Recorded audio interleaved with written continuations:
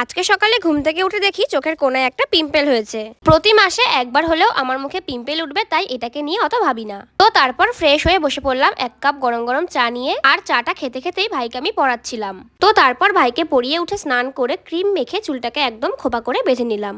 তোমরা ভাবছো তো কার সঙ্গে আমি এত হেসে হেসে কথা বলছি, দাঁড়াও দেখাচ্ছি।